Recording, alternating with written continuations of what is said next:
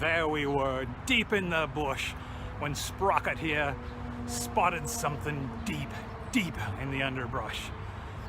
We went back, and this is what we found, a fresh carcass. Yes, this is a true wild sofa, not to be confused with its lesser relative, the Naga. This sofa, while no longer living, may live on in future projects.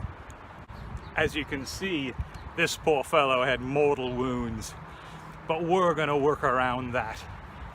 We're gonna skin him. Okay, all kidding aside, this is a great find.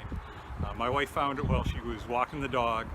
It's an old leather sofa, and I am going to skin it to get as much usable leather out of it as I possibly can. Now, as you can see, this has had some serious wear and tear on it, and we've got a couple of pretty fatal cuts in it. So obviously those sections can't be used, but even within this, the front portion of this can be reclaimed and reused.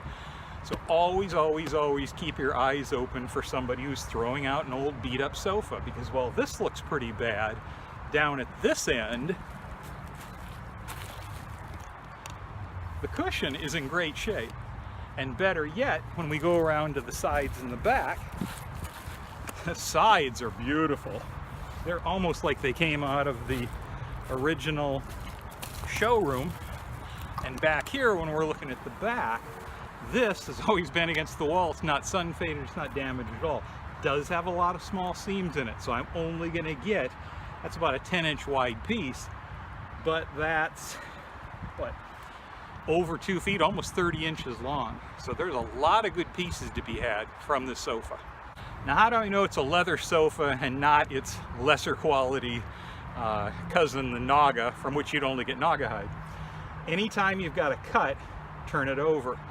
And what I'm looking at here is suede, so that's the back side of the finished leather. What I'm also looking at is a little bit of burlap. But what I think happened here, somebody tried to patch this for a while, because I'm not finding it in most sections, and I'm not finding it on these small cuts. So I think this leather is all going to be usable. I didn't mention I've got these huge back cushions. That's a nice big piece. Each one of those looks to be still in pretty good shape. Even if they're a little worn, that's just going to add to it. When we're making steampunk parts, costume parts, we don't really want them to look fresh from the showroom. We want it to look like they've been on expedition. They've taken some damage. So we can work around a little bit of wear and tear on these. To do this, we're not going to use the big Bowie knife I showed in the intro. We're going to use a standard razor knife. Now the problem is we're going to be doing a lot of cutting, so get the extra blades. Switch blades often and it'll make life a lot easier for you. So all I'm going to do is exploit all of the existing seams. I'm just going to go in there, and where I can, I'm only going to cut the thread holding it together. If I have to, I'll go ahead and cut the leather, but I'll try to keep it as close to the seams as possible. So I'm going to start with this one. I'm not even going to really look for the threads. I'm just going to feel for them a little bit until I can get it open. Now, what I'm finding is there's actually two sets of threads. One close to the surface here, and another one further in that's kind of more structural. And that's pretty common. There you can see I've got a little bit of a line. You can also see how leather has discolored with age, which again isn't a problem. So now I just go through pulling this apart and cutting those threads. This is upholstery thread, so this is kind of tough stuff, but it really isn't hard work. Just using the razor knife like a big seam ripper. And where you can cut away from yourself, razor knives are sharp, you don't want to cut yourself.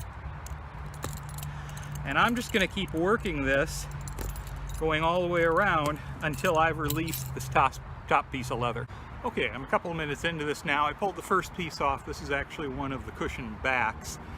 I needed to get that to get to the seam at the bottom of the seat cushions. So I've got a lovely dark brown finished leather on this side. Now this is finished and sealed. I'm not going to be able to change the color. Brief pause there. I'm doing this in the front yard. There's now a helicopter circling overhead, so I'm hoping that one of the neighbors hasn't called and said I'm doing something strange here, but they should be used to it. Inside, I've got a lovely kind of medium brown suede. So I really have two different leathers I can work with here. Can't change the color of this since it's been sealed. This I might be able to use some leather dyes on, and I'd actually have some options with it. So I've worked with something like this before. I had another one. This is a beautiful, fairly lightweight leather. It's able to make goggles, lots of wonderful things from it. All right, you can see I've got the backs off, the main fronts of the cushion. What's left are these sections in the center. And these are probably 4 inches wide by maybe 20 inches long. This is your own preference. If you think you've got small projects that can use these, absolutely save them. If you want a project like that, the goggles, leather goggles project on my blog, the irontailor.blogspot.com, perfect application for these. You can quickly make that one. We start with a 6-inch square of leather, cut it diagonally. Because I don't have 6-inch dimension on this, I can run the triangular shape the long way on this. Hypotenuse across it should be, that isn't the hypotenuse, that's the height of the little triangle should be less than 4 inches, so I should be able to piece together a fair number of these without that much waste. So this would be a good application for that. So I'm greedy, I'm going to go ahead and take these pieces as well. As you're tearing this apart, you'll run into a few little surprises. This is a nice, long, probably 24-inch zipper with absolutely nothing wrong with it. So I'm going to cut that out and throw that into my sewing bin as well. Okay, an interesting note as you're tearing this apart, you can see I've got leather here, but it transitions where it was behind a cushion, you couldn't see it, into fabric. And so sometimes just to speed things up, I'll just slash the fabric instead of trying to split that seam, figuring I can get rid of any overlap when I'm actually doing final cutting on a piece of leather later. Always a little bit of archaeology when you are tearing these apart. As I got the cushions out, I'm already a couple of bucks ahead. Hey, that's a good job. And a tiny monkey. Who knows what that could turn into. So yeah, you can find some pretty disgusting things in these sometimes, but sometimes you can get a little money too. Okay, I'm about an hour into it. I've got the back cushions, front cushions off. On this one side, I've got that. It was a nice big piece that came off. I'm going to finish up with this one, then I'm going to tip this whole thing forward and get to that valuable back leather. There's still a strip here running along the front, and I'll get to that, but that isn't as valuable as those big pieces on the back. Okay, we're an hour and 15 in. I've got everything off the cushion areas, the sides. I even took the time to knock the outside side piece off. Getting that seam underneath is tough, so I'll wait till I flip it over. So I'm going to tip this forward and look at the back.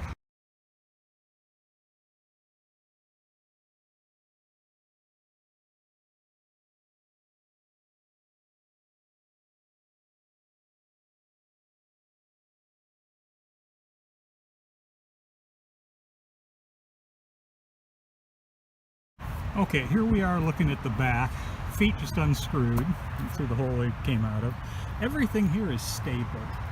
So I'm going to tear this underlining off, and then I'm going to use this little tack puller to pop those staples, and that will clear this entire end of the back.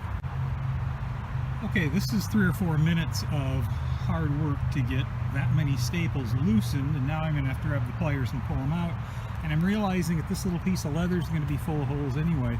So instead, I'm going to go right here and just cut this once across, save myself a whole lot of time and effort, and I really won't lose any usable leather by doing that. Always fascinated by the way things are put together. They've upholstered the base, the sides, and the back as 3 separate pieces, and they're held together with these big bolts. And when you take those bolts out, on the blind side is this great little fitting. Normally you see something that has a kind of a spike that digs into the wood. Here they stapled them, but I think that's just all steampunk to death. So I'm going to take the time and effort to undo all these bolts and take this apart. Okay, with all those pesky bolts out, the 2 arms fell off, and the base is now separated from the back. So I'm going to go after that last piece of leather on the front edge, pick up a couple of pieces that were trapped between the arms and the back, and I'm going to be done with the skinning. Then the only thing I have to do is break up the frame small enough to fit into my trash can. Okay, we are 3 hours into the project, just a little under, and this is what we end up with. So I was working, so everything's cleaned up, everything's been put away. In this stack, I figure I've got about 50 square feet of good, large, usable pieces. And then I've got probably 5 pounds of scrap. New leather runs about, what, $5 a square foot? So since this is a little distressed and I'm gonna have to work around some seams, let's call it $3 a square feet. That's $150 worth of leather in a brown I can use, which is nice. I did this before and it was cream colored, and I had to keep marking it up with magic markers to color. It was the only thing I found that would work. The scrap, truthfully, I'll probably burn through the scrap before I go through the big stuff. This is perfect for all those smaller projects. There's that piece on the front. That's 9 inches across. So I can make, there's probably, what, 8 or 10 sets of goggles in that. I could make small cases out of it. There's a lot of things I can do with that. So I think that may be even more valuable, but scrap runs $2.50 to $5 a pound. So I've got another, what, almost $15 there. So 150, 15, 165. Along with 3 $1 bills, there's my stack of change I got out of a sofa. I've never pulled that much out of a sofa I've torn apart. So I've probably got at least $5 or $6 in cold hard cash in my pocket and enough leather to keep me in projects for next year or two. So I'm calling this a great success. We recycled something that was going to be thrown out and going to be a pain to get rid of. And I'm a happy camper. See you at the next time.